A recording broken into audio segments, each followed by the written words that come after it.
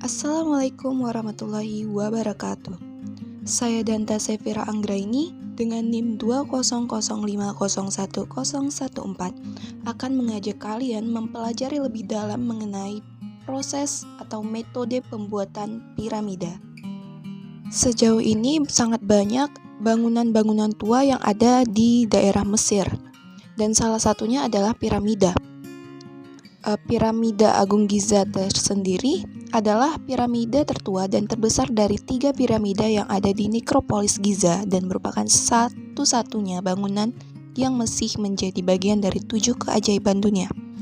Dipercaya bahwa piramida ini dibangun sebagai makam untuk Fir'aun dinasti keempat Mesir dan dibangun selama lebih dari 20 tahun dan diperkirakan berlangsung pada sekitar tahun 2560 sebelum Masehi. Piramida ini dulu disebut sebagai piramida Khufu. Tujuan dibangunnya piramida adalah sebagai makam raja, sarana ibadah atau pemujaan, kemudian tempat penimbunan atau gudang atau penyimpanan. Fungsi utama piramida ini adalah sebagai tempat peristirahatan terakhir raja kedua dinasti keempat dari kerajaan Mesir kuno, yaitu Khufu. Fir'aun kedua tersebut dikenal sebagai orang pertama yang membangun piramida Agung Giza. Struktur piramida. Struktur dinding piramida dibuat dari susunan batu kapur atau limestone. Piramida ini dibuat dari batuan yang disusun yang diperkirakan memiliki berat rata-rata 2,5 ton. Kemudian rasio antara tinggi arsitektur dengan parameter dasarnya adalah bertahan 3,14 tahun. Kita kenal juga dengan sebutan pi. Selanjutnya adalah metode pembangunan piramida. Metode pembuatan piramida ini terdiri dari beberapa pendapat yang menyebutkan tentang proses pembuatan piramida itu tersendiri. Piramida di antaranya yaitu pendapat dari para arkeolog, kemudian pendapat dari para ahli, kemudian pendapat orang Yunani kuno. Piramida ini tersendiri dibangun sekitar 4.500 tahun yang lalu dan masih kokoh. Banyak perdebatan tentang konstruksi piramida hingga saat ini. Yang akan saya bahas yaitu mengenai pendapat arkeolog tentang pembangunan piramida. Para arkeolog mengungkapkan jika mereka menemukan sisa dari metode pembangunan piramida berupa sistem yang digunakan untuk mengangkut dan kemudian memindahkan material balok batu dari tambang, yaitu batu pualam atau hadbuk. Pola yang berbentuk seperti jalanan pegunungan ini berupa sebuah jalanan agak miring yang diapit oleh beberapa lubang tiang kecil. Cara memindahkan batu pualam tersebut dengan jalan utama yang dikelilingi oleh tangga berisi beberapa lubang tiang. Struktur buatan manusia ini menggunakan aliran sungai Nil dengan memanfaatkan kanal air untuk menghantarkan kapal yang memuat batuan besar yakni granit dan kapur. Selain itu, temuan ini juga mendukung hipotesis konstruksi yang menyatakan bahwa piramida dibangun dengan memindahkan batuan-batuan besar dari tambang dengan ditarik dan diangkat. Dan para ahli juga mengatakan bahwa pengerjaan piramida agung memakan waktu 10 hingga 20 tahun. Berikut merupakan cuplikan video yang menjelaskan mengenai proses pembuatan konstruksi piramida.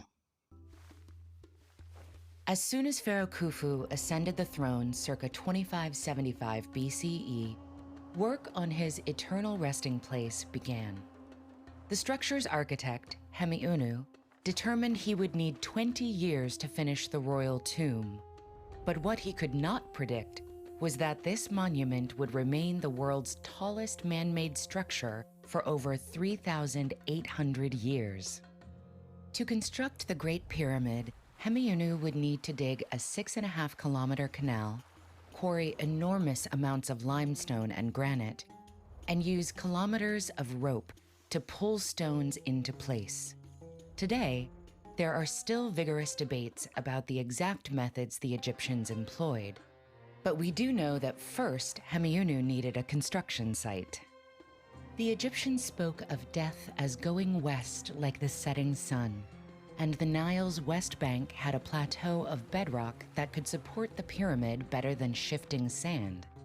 In a brilliant time-saving move, masons carved the plateau itself to look like the stones used for the rest of the pyramid. With this level foundation in place, construction could begin. The project called for a staggering 25,000 workers, but fortunately, Hemiunu had an established labor supply. Egyptians were required to perform manual labor for the government throughout the year, and citizens from across the country came to contribute. Workers performed a wide range of tasks, from crafting tools and clothes to administrative work to back-breaking manual labor. But contrary to popular belief, these workers were not enslaved people. In fact, these citizens were housed and fed with rations better than the average Egyptian could afford. To complete the project in 20 years, one block of stone would need to be quarried, transported, and pushed into place every 3 minutes, 365 days a year. Workers averaged 10-hour days, hauling limestone from 2 different quarries. One was close to the site, but its fossil-lined yellow stone was deemed suitable only for the pyramid's interior. Stones for the outside were hauled from roughly 13 kilometers away, using 9-meter-long sleds made from giant cedar trunks. When mined from the ground, limestone is soft and splits easily into straight lines, but after air exposure, it hardens, requiring wooden mallets and copper chisels to shape. The pyramid used over 2 million stones, each weighing up to 80 tons. And there was no room for error in how they were shaped. Even the smallest inaccuracy at the bottom of the pyramid could result in a catastrophic failure at the top.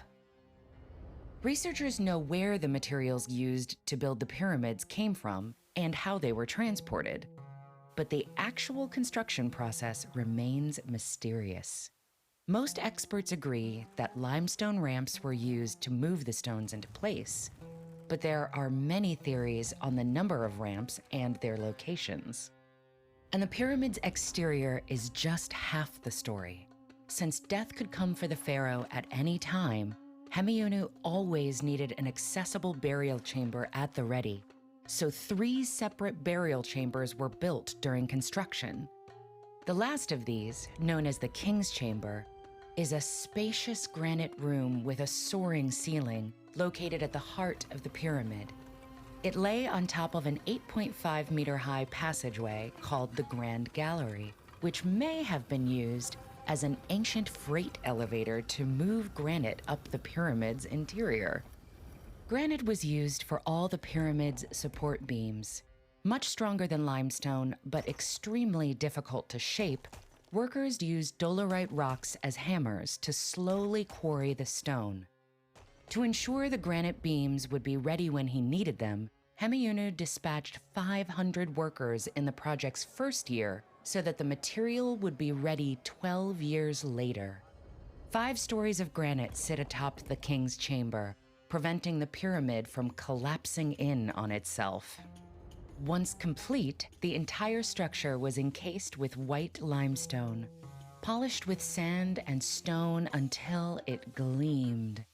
Finally, a capstone was placed on top, covered with electrum and glimmering like gold. This peak shined like a second sun over all of Egypt.